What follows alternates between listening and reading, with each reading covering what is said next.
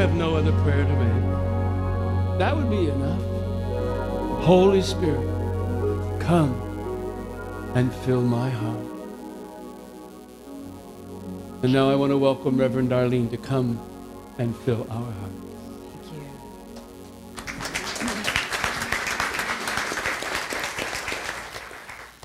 Thank you, Reverend Sky. And wow, Holy Spirit, come and fill my heart. You know, I just have to tell you and give it up. You have got one of the best music teams and band special guests around. Yeah. And as you probably know, you probably have the top speaker, well-rounded minister in all of Unity, Reverend Sky St. John.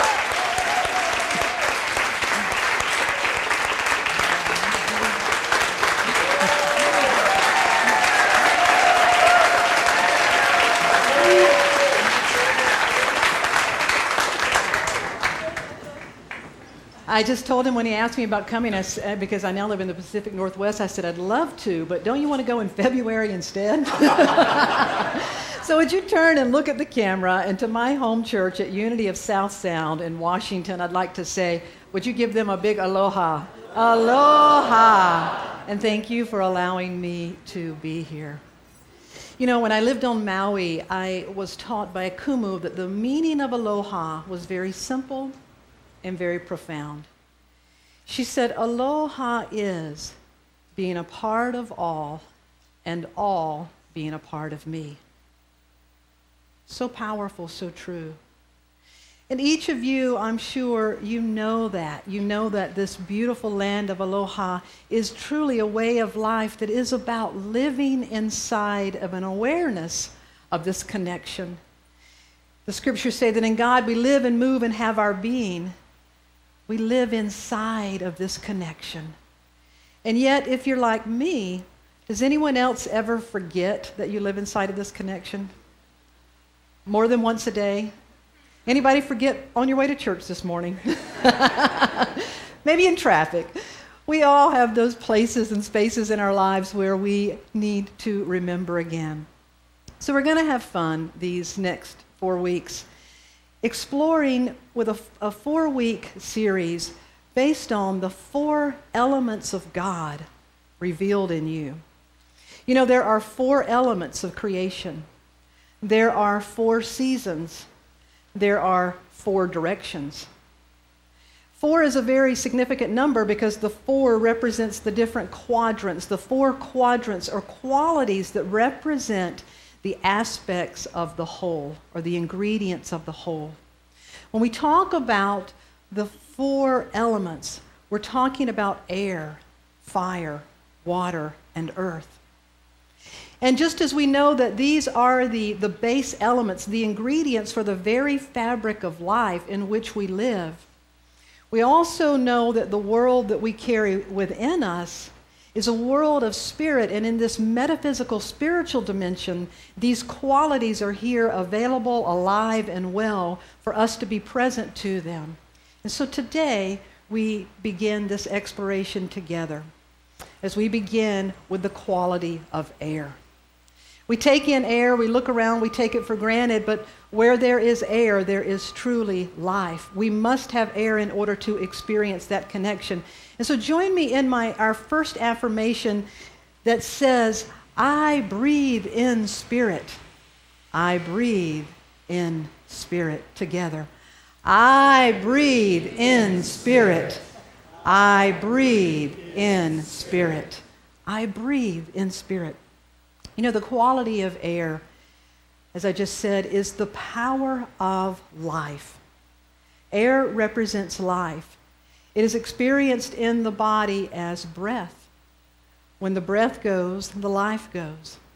And so it goes without saying that this is an essential quality. And yet, let's go deeper at a soul level. What air is to the body, inspiration is to the soul. How many of you could use a little more inspiration in some part of your life? How many of you could use a breath of fresh air somewhere? A little more life or vitality, perhaps. Well, I'm glad you're here because that's what we're going to experience today, is really how to do this, how to be present to this life energy. When we think about how to do this, we turn and we look at air and the very simple things about air that can offer us insight into how to be present to this life presence in which we live and how to be present and available to more inspiration. Well, the first thing that we know about air is that it is evidence of a connection. As I just said, it is evidence of our connection. The writer of Job said, "The Spirit of God has made me. The breath of the Almighty gives me life." But I like what Mary Oliver said. She said, "Listen, are you breathing just a little and calling it a life? Tell me, what is it you plan to do with your one wild and precious life? Are we breathing just a little and calling it life? Our invitation today is to become available to take in more life. And so what does it mean to live inside of an awareness of this connection? Live inside of an evidence of this connection. There's a great story about a man who moved into a new neighborhood, and every morning he would get up early and walk around the neighborhood. He would always stop at one particular house and he would admire the beautiful flowers in the garden and really take it in. One morning as he was walking, he stopped at this same place again, and there was a woman out working in the garden. And he said, "I love enjoying this garden every morning. This is a beautiful garden that God is growing here." And the woman stood up and said, "Yes, it is. But you should have seen it when God was the only one taking care of it."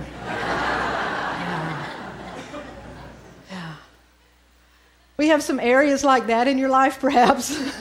Some dry patches, some sort of need some beauty places. Well, living inside of our awareness of this connection is really about showing up and what it means to show up and to realize that as we show up, the presence of God shows up. And not only just to show up, but to show up in an awareness that we are connected to part of all that is. In Unity, the co-founders of this great movement are Charles and Myrtle Fillmore.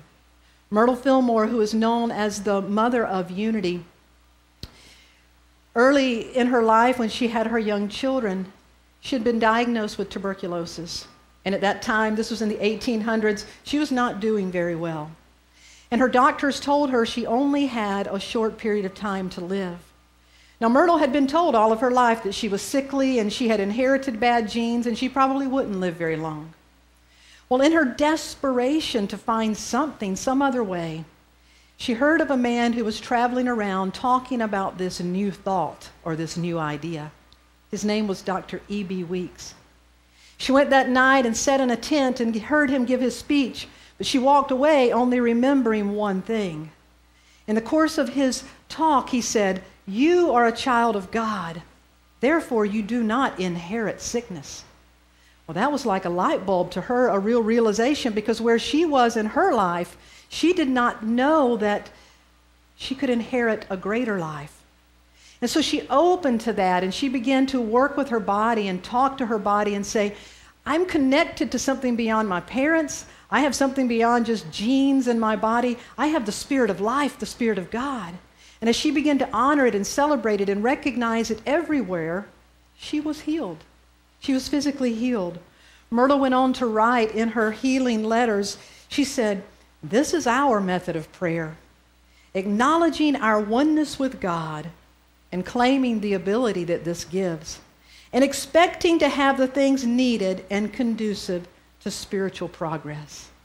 Our second affirmation says, "I breathe in spirit. I am connected to spirit," together. I breathe in spirit. I am always connected to spirit. I am always connected to spirit.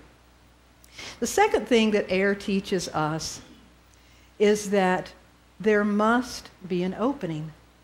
You know, that connection, the presence is always present, but the question is, are we? Master teachers such as Jesus and other great master teachers who did great works, you know, the presence of God was not any more available or present to them than it is to you. But perhaps they were more present and available to that presence. And so our goal in life is to become more present, open, and available to that presence. Because see, life wants room, the greater, capital L life. The Spirit of God, the great I am, wants room in our lives. But have you ever been so full of stuff or so full of yourself that you couldn't even hold another thought? Well, it's about opening up. You know, if you take an empty glass and turn it upside down and press it very quickly in the water doesn't fill it immediately. It takes a little bit. Why is that? What's in there? Air. That air has to compress and turn to bubbles and actually move out. Even though we don't see this air, it really does take up space. Well, even though we are not always seeing this life, the breath of life, this Holy Spirit, it is asking us to make space for it in our life. A few weeks ago, I read a blog by a young man who had a profound experience that demonstrated this beautifully. It reminded me of a quote by the great Eric Butterworth, who said, "God can do no more for you than God can do through you." Listen to his experience. En route to a project in Alaska, the flight attendant announced that the plane had lost its landing gear, or part of its landing gear. Needless to say, this began a very introspective 6-hour journey. It was time to take stock of what my priorities had been, what my regrets were, and whether I was square with what was truly important, or whether I had squandered my opportunities. Most of all, it was time to rediscover firsthand or how much or how little genuine peace I really had. As the hours passed, the anxious thoughts became too heavy. I could barely breathe. I struggled to remain calm, and then I focused on my breathing. And with each exhalation, I let it all go. An unfamiliar feeling of emptiness came over me. Something shifted as I let go.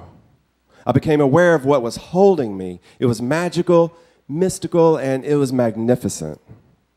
Where had it all been? Where had it been all these years? Another hour passed, and I realized it had been there all along. Only I had been too preoccupied to notice it.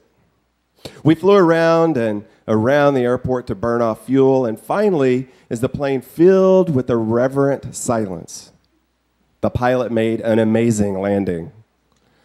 When we disembarked, news crews who had been anxiously watching it all greeted us. Then the fanfare was over, and we were free to go back to our ordinary lives. In that instant, I think I discovered what it really means to be born again. I could step back into my ordinary life of struggle, survival, and trivial details, or I could remain open and available to this presence and the possibilities that it carried.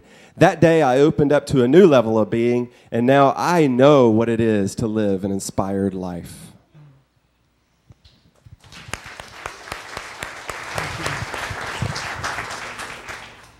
Can you imagine being on a 6-hour flight, and just as you take off, they tell you, "Ladies and gentlemen, we lost part of our landing gear"? You would really begin some truly introspective thinking. And to have that kind of realization once you let go of all that we're holding and come to discover what is holding us. You know, think about an area of your life that you could use inspiration. An area that you could use more vitality, more life presence. An area that you could truly use a breath of fresh air. And now ask yourself, how constricted am I in that area? You see, if you're like me and most people, it's kind of strange, but the very areas in our lives where we need more life, we need vitality, we need that fan to be flame, can tend to be the areas that we're most closed off. And so the second thing that air and the power of life teaches us is to help make ourselves available. There's a beautiful writer, Brenda Uland, who said, "Inspiration does not come like a bolt, nor is it found in striving. It comes into us slowly, steadily, and quietly all the time, though we must regularly and every day give it a chance to start flowing. Prime it with a little solitude and a space of intentional openness. Our third affirmation says, I breathe in Spirit. I am now open to Spirit together. I breathe in Spirit. I am now open to Spirit.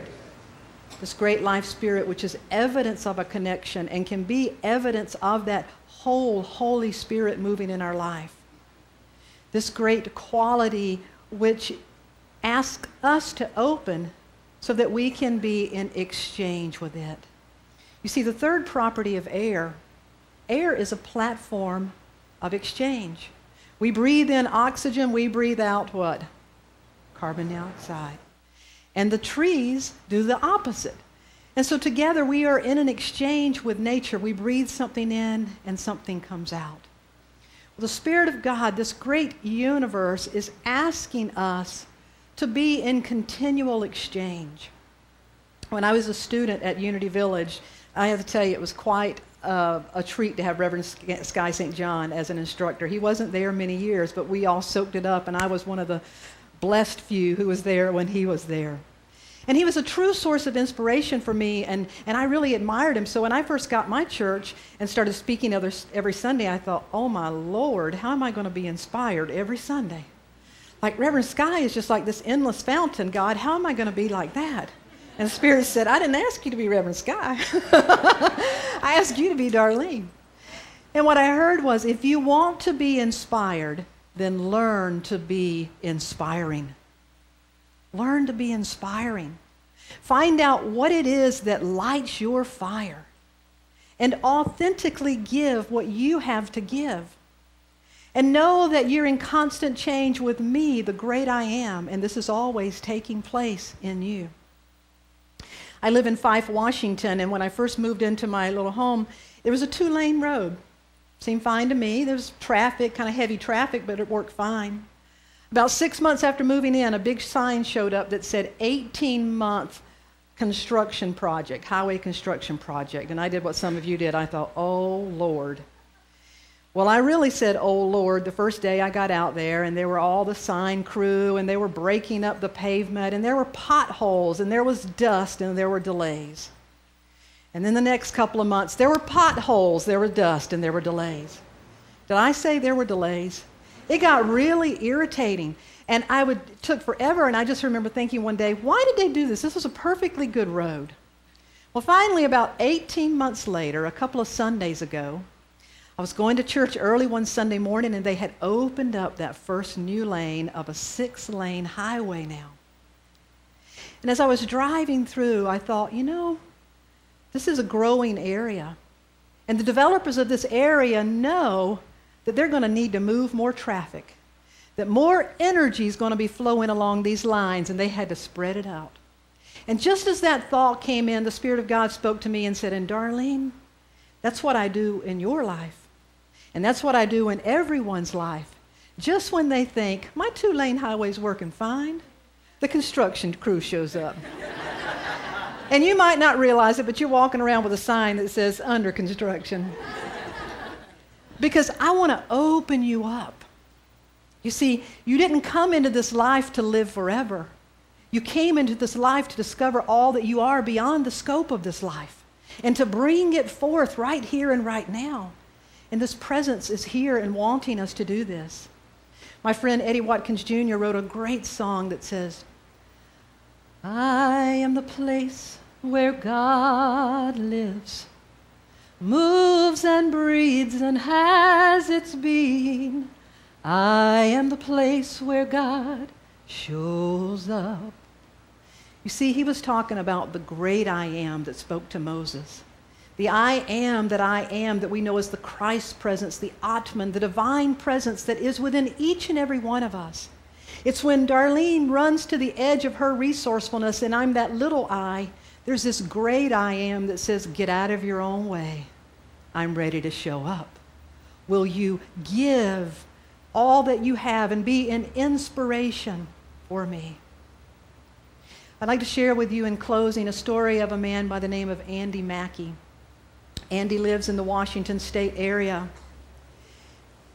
And he reached a point in his life where the doctor said he wasn't going to make it much longer. And he had to make a decision. And I want to show you what happened in Andy's life.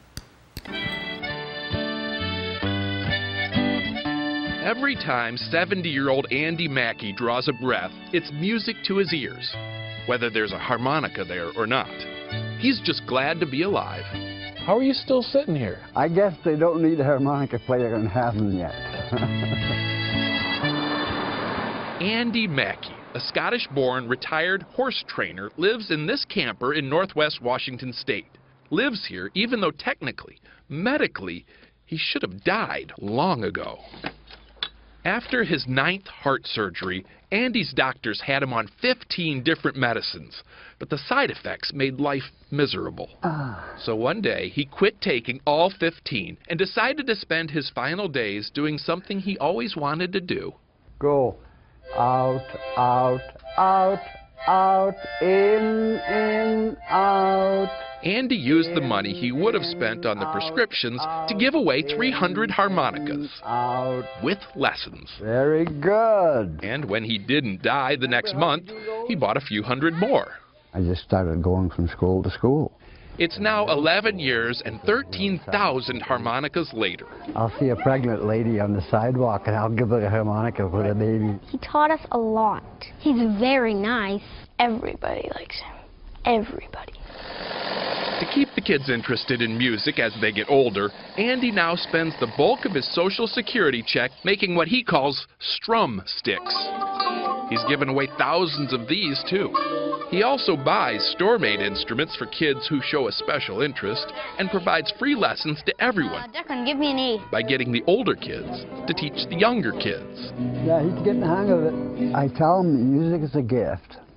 You give it away. You give it away and you get to keep it forever.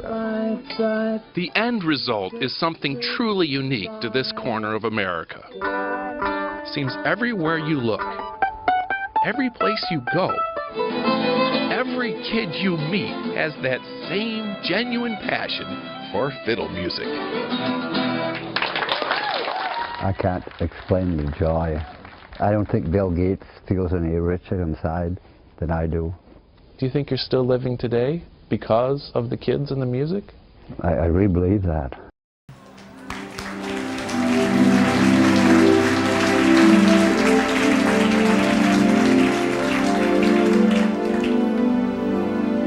He said music is a gift, and when you give it away, it gives back. This life, this all that I am, is a gift. And when you give it away in the way that only you can give it away, it gives back in such a way that you are inspired and you are inspiring. Dr. Wayne Dyer wrote, "There is a voice in the universe entreating us to remember our purpose, our reason for being here now in this world of impermanence. The voice whispers, it shouts, and it sings to us that this experience of being in form, in space, and time has meaning. That voice belongs to inspiration, which is in each and every one of us.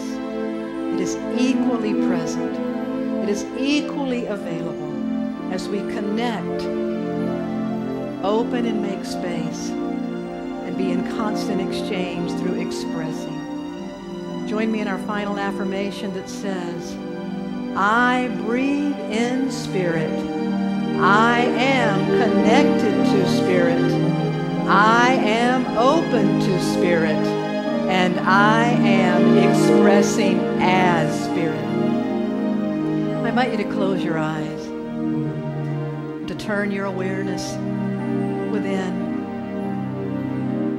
and to become intentional and breathe in that spirit, that ha, and now to let that breath go. We live in this constant exchange of taking in and letting go.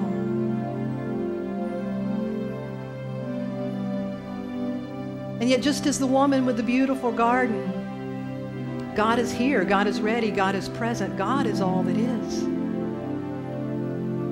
And we are the forms, the hands, the feet, the voice, the mind that will capture the ideas.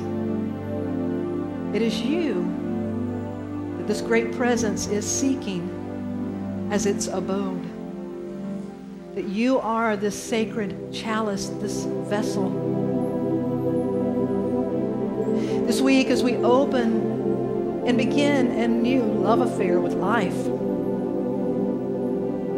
giving thanks for every breath, pausing to make space in our day, in our hours, keeping an opening for other possibilities.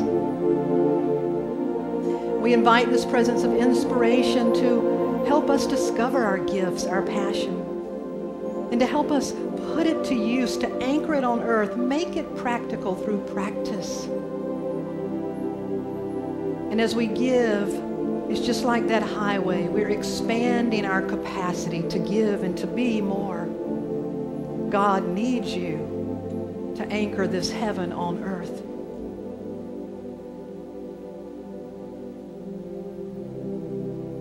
So I invite you to be present to this beautiful life breath for a moment in the silence.